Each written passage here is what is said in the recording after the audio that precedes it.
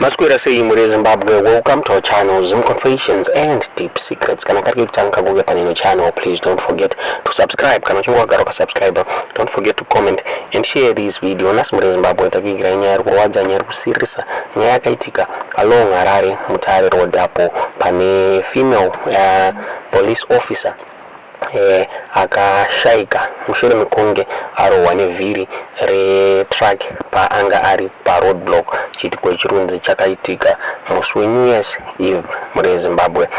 Zviri kunzi police officer vanga vakamira vari paroadblock, saka pari kunzi pane truck iro rinoonwa nesharing transport riri kunzi rakabva vhiri retrailer rikanokunguruka richinorwa officer ava varunzi officer ava vakaendeswa kuhospital vakanofira kuhospital. Nyaya inorwadza, nyaya inosirisa.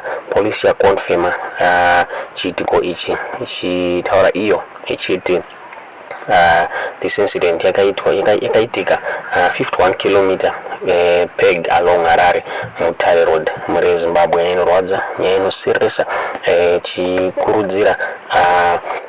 tichikurudzira kuti vanhu paroad vafambe nemota dzinenge dziri fit mechanically muri Zimbabwe. Ndonyaya tatavigira muzvara nasi. Tudze zvamufunga pamusoro penyaya iyi mucomment section.